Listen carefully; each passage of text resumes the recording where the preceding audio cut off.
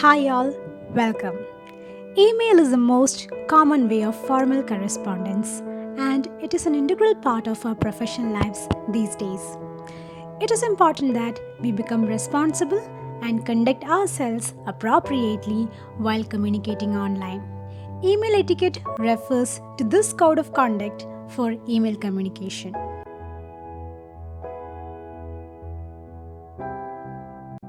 Firstly, let's start with the name that we choose for our email ID. So, what's in a name? Please remember that your email address speaks about you and it should be appropriate to the audience. Do not use an email ID that looks unprofessional.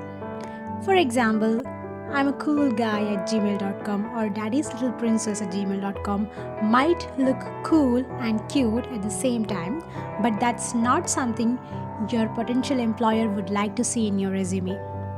You may consider your first initial and last name as your email ID. For example, bkanjali at gmail.com.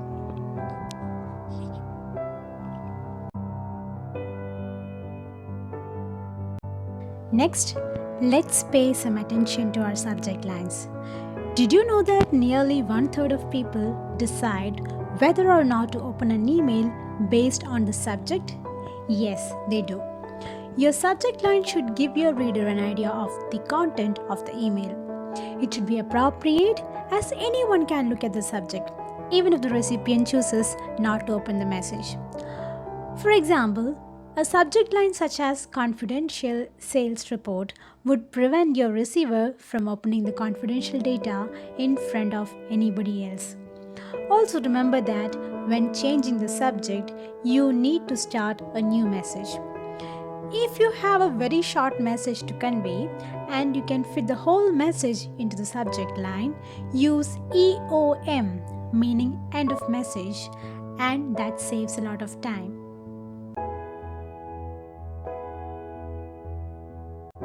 Next comes greetings. Always start your emails with a greeting. Choose your greeting based on your relationship with the receiver. Have a look at these examples.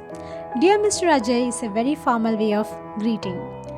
Dear Deepika can be used when you want to keep it a little less formal.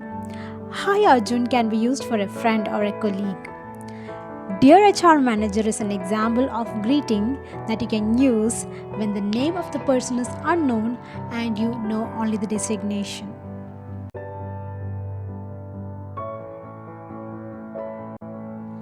Now coming to the content, let's have a look at points that should be remembered while drafting the body of the email.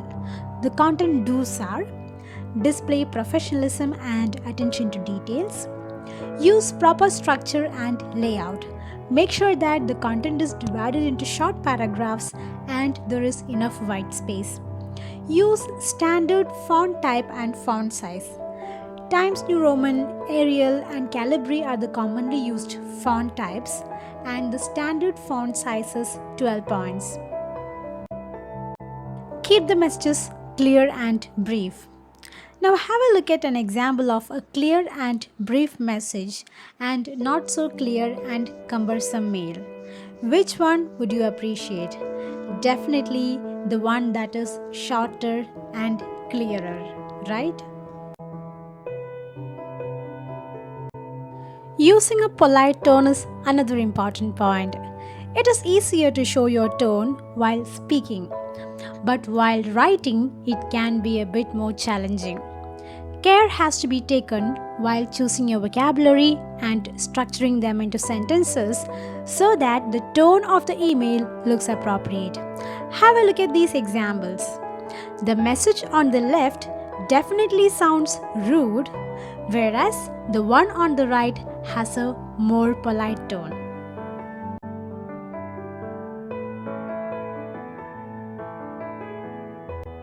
Next, let's have a look at the content don'ts. Point number 1 is to not leave out the message thread, or what we call as the mail trail, while replying to an email. Otherwise, we might end up confusing our reader about what we are talking about. I'm sure none of us want that, do we? Second point is to not use informal language slangs, or jargons. Sometimes one will have to use jargons for some formal communication, but then the person has to be sure that the receiver understands what the jargon means. Next point is to not use all capitals. If you use all capital letters in an email, it looks as though you are shouting at the other person.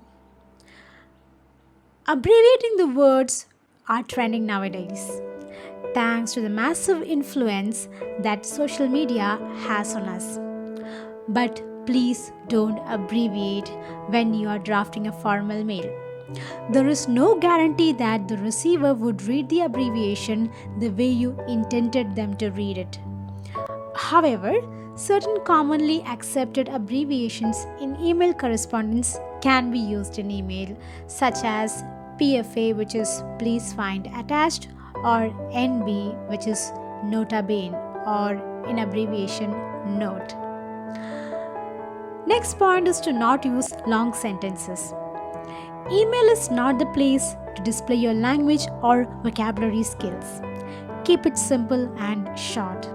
And the last point is to not respond if you are upset. Yes, responding while upset can sometimes have irreversible repercussions.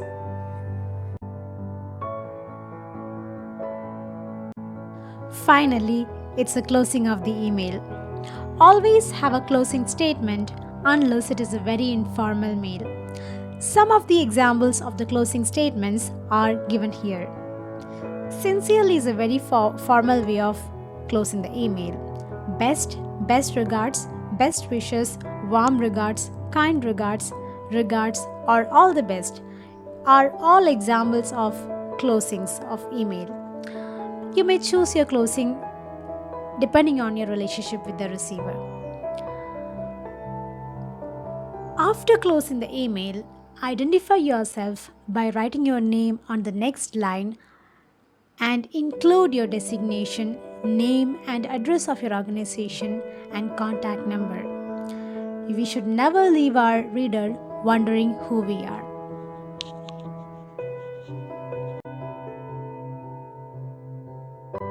Finally, the last but not the least important step is to proofread. Your email messages are as much a part of your professional image as the clothes you wear. So ensure that you check your email for any mistake in content while proofreading, and review your email for spelling, grammar, and punctuation mistakes. I would rather say that this is the most important step in email writing.